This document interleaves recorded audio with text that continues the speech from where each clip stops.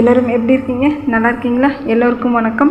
இப்போ நம்ம இந்த வீடியோவில் என்ன பார்க்க போகிறோம் என்று சொன்னால், அதாவது கோழிகளுக்கு நம்ம போடக்கூடிய நோய் தடுப்பூசி என்னங்கிறது தான் இந்த வீடியோவில் நம்ம பார்க்க போகிறோம். அது வேக்சினேஷன் இன் போல்ட்ரி ஃபார்மிங் என்பது குறித்து தான் இந்த வீடியோவில் நம்ம தெளிவாக பார்க்க போகிறோம். வீடியோவை தொடர்ந்து ஸ்கிப் பண்ணாமல் பாருங்கள். அப்போ தான் நான் சொல்லக்கூடிய விஷயங்கள் என்னங்கிறது உங்களுக்கு புரியும். நம்ம சேனலுக்கு முதல் முறையாக வருகிறீர்கள் என்று சொன்னால் கண்டிப்பாக சப்ஸ்கிரைப் பண்ணுங்கள், ஷேர் பண்ணுங்கள், கமெண்ட்ஸ் பண்ணுங்கள். நீங்கள் சப்ஸ்கிரைப் பண்ணி பெல் பட்டனை கிளிக் பண்ணால் மட்டும்தான் நான் போடக்கூடிய வீடியோக்கள் எல்லாமே உங்களுக்கு நோட்டிஃபிகேஷனாக உங்கள் மொபைலுக்கு வந்து சேரும். வாங்க வீடியோக்குள்ளே போகலாம். அதாவது நாட்டுக்கோழிகளுக்கு தடுப்பூசியோட அவசியம் என்ன அப்படின்னு சொன்னால், நாட்டுக்கோழி வளர்ப்போர் கண்டிப்பாக கோழி நோய் தடுப்பூசி பற்றி அறிந்திருக்க வேண்டும். ஏனெனில் அதிக அளவில் நாட்டுக்கோழிகளை வளர்க்கும் பட்சத்தில் கண்டிப்பாக உயிர்கொல்லி நோய்களான வெள்ளை கழிச்சல், கோழி அம்மை, கம்பரா நோய் என்ற 3 வகையான நோய்கள் ஏற்படக்கூடும். மற்றும் சில நோய்கள் ஏற்பட்டு அதிக அளவில் நஷ்டம் ஏற்பட வாய்ப்புள்ளது. 10க்கும் குறைந்த அளவில் கோழி வளர்ப்போர் தடுப்பூசி அளிக்க அவசியமில்லை. பண்ணை முறையில் கோழி வளர்ப்போர், அதாவது 50 கோழிக்கு மேல் ஒரு குறைவான பகுதியில் வளர்ப்போர் கட்டாயம் நோய் தடுப்பு மருந்து வேக்சினேஷன் செய்ய வேண்டும். நோய் தடுப்பு மருந்து என்பது நோய் வருவதற்கு முன்பே கோழிகளை பாதுகாக்க நாம் அளிக்கும் மருந்தாகும். காரணம், குறிப்பிட்ட இந்த 5 வகை நோய்களுக்கு நோய் தொற்றிய பின்பு கோழியை காப்பாற்றுவது மிகவும் கடினம். ஏனெனில் இந்த குறிப்பிட்ட 5 வகையான நோய்களுக்கு இந்நாள் வரையிலும் நோய் வந்த பிறகு நாட்டு மருந்து அல்லது ஆங்கில மருந்து ஆகிய இரண்டில் எதுவுமே பயன் அளிப்பதில்லை. வெள்ளைக்கழிச்சல் நோய் உட்பிரிவுகள் 3 வகை உள்ளன. லெண்டோஜெனிக், மீசோஜெனிக் மற்றும் வெலோஜெனிக் வகைகளாகும். இதில் வெலோஜெனிக் வகை வெள்ளைக்கழிச்சல் நோய் மிகவும் கொடியது. இவ்வகை தொற்று ஏற்படின் 90% கோழிகள் இழப்பு ஏற்படும். நோய் தடுப்பு மருந்து கோழிகளுக்கு எப்போது அளிக்க வேண்டும்?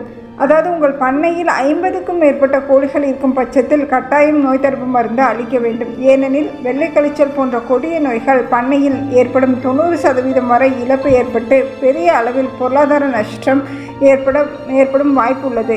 எனவே 50 கோழிகளுக்கு மேல் ஒரு குறிப்பிட்ட பகுதியில் வளர்க்கும் பட்சத்தில் கட்டாயம் நோய் தடுப்பு மருந்து அவசியம் அவர் அளிக்க வேண்டும். கோழிகளுக்கு நோய் தடுப்பு மருந்து அளிக்கும் முறை என்ன அப்படிங்கிறத நாம் இப்போது பார்ப்போம். நோய் என்ன, அதுக்கான தடுப்பு மருந்தின் பெயர் என்னங்கிறத பார்ப்போம். பொதுவாக வெள்ளை கழிச்சல் நோய்க்கு நம்ம என்னென்ன வேக்சினேஷன் அளிக்கலாம் அப்படின்னு சொன்னால், F1 வேக்சின், லெசோட்டா வேக்சின், RDVK அல்லது R2B வேக்சின் நம்ம அளிக்கலாம். அதே மாதிரி கம்போரோ நோய்க்கு என்ன வேக்சினேஷன் அளிக்கலாம் என்று சொன்னால் IBD வேக்சினேஷன் அளிக்கலாம். அதே மாதிரி கோழி அம்மை நோய்க்கு என்ன வேக்சினேஷன் அளிக்கலாம் என்று சொன்னால் பவுல் பாக்ஸ் வேக்சின் என்ற அம்மை நோய்க்கான மருந்தை நாம் அளிக்கலாம். அடுத்து என்னென்னா தடுப்பூசி அளிக்கும் முறை என்ன அப்படின்னு சொன்னால், F1, IBD, லெசோட்டா ஆகிய 3ம் 7 நாட்கள் இடைவெளியில் இளம் கோழி குஞ்சின் கண் அல்லது நாசி துவாரம் வழியே ஒரு சொட்டு என்ற விதத்தில் அளிக்க வேண்டும். மேலும் அம்மை தடுப்பூசி மற்றும் RTVK அல்லது R2B இவை இரண்டும் இளம் கோழி குஞ்சுகளின் இறக்கியின் அடியில் ஜவ்வு பகுதியில் 0.3 ml என்ற அளவில் ஊசி மூலம் அளிக்க வேண்டும்.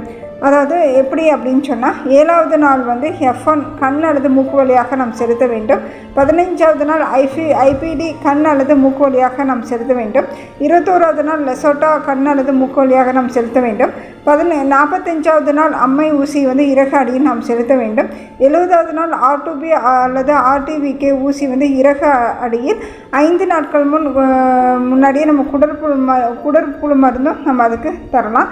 அதுக்கப்புறம் 90 நாட்களுக்கு ஒரு முறை குடற்புழு நீக்க மருந்து தண்ணீரில் கலந்து தர வேண்டும். கோழிகளுக்கு தடுப்பூசி குஞ்சு பொரித்த 7வது நாள் முதலே ஆரம்பிக்க வேண்டும். தடுப்பூசி எப்போது எந்த தடுப்பூசி போட வேண்டும் என தெளிவான அட்டவணையில் மேல் சொன்னபடி நீங்கள் பின்பற்ற வேண்டும். இதில் குறிப்பிட்டுள்ளவாறு தடுப்பு மருந்தினை நாம் அளிக்க வேண்டும். மேலும் தடுப்பு மருந்து அளிக்கும் விரிவான பதிவில் நம்ம மேற்கொண்டு என்ன சொல்கிறோம் அப்படின்னு சொன்னால், கோழிகளுக்கு தடுப்பூசி என்பது குறிப்பிட்ட ஒரு 5 வகையான கொடிய நோய்களுக்கு மட்டுமே. இவை எந்த விதத்திலும் பிற பாக்டீரியல் மற்றும் பூஞ்சை நோய்களான சளி மற்றும் கோழியின் சுவாச கோளாறு நோய்கள் வராமல் தடுக்காது. மேற்கண்ட தடுப்பு மருந்துகள் வெள்ளை கழிச்சல் நோய், கோழி அம்மை, கம்போரா ஆகிய நோய்களுக்கு மட்டுமே ஒரு தடுப்பு கவசமாக செயல்படும். மற்றபடி சில சாதாரண வகை நோய்களான சளி, காய்ச்சல் போன்ற நோய்கள் வர வாய்ப்புள்ளது. இது உங்கள் பண்ணையின் சுகாதாரம் மற்றும் கழிவுகள் மேலாண்மை சார்ந்தது.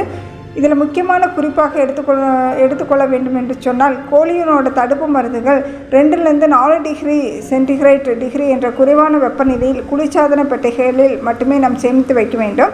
2வது, வெளிப்புற வெப்பநிலையில் வைத்து நிச்சயமாக பயன்படுத்தக்கூடாது. 3வது, நீங்கள் கோழி தடுப்பூசி வாங்கும்போது கட்டாயம் ஐஸ் கட்டிகளுடன் கேட்டு வாங்க வேண்டும். வேக்சின் குப்பிகளில் உயிருள்ள அல்லது பகுதி செயல்திறன் உள்ள வைரஸ்கள் பதப்பட்ட நிலையில் இருக்கும். அடுத்து,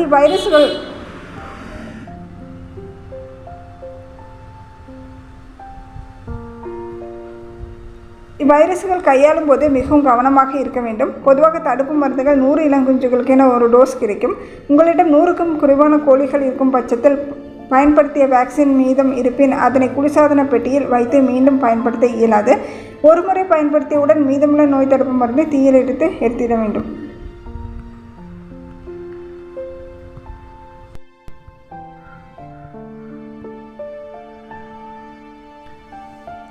இவ்வைரசுகள் கையாளும் போது மிகவும் கவனமாக இருக்க வேண்டும். பொதுவாக தடுப்பு மருந்துகள் 100 இளங்குஞ்சுகளுக்கு என டோஸ் கிடைக்கும். உங்களிடம் 100க்கும் குறைவான கோழிகள் இருக்கும் பட்சத்தில் பயன்படுத்திய வேக்சின் மீதம் இருப்பின் அதனை குளிர்சாதன பெட்டியில் வைத்து மீண்டும் பயன்படுத்த இயலாது.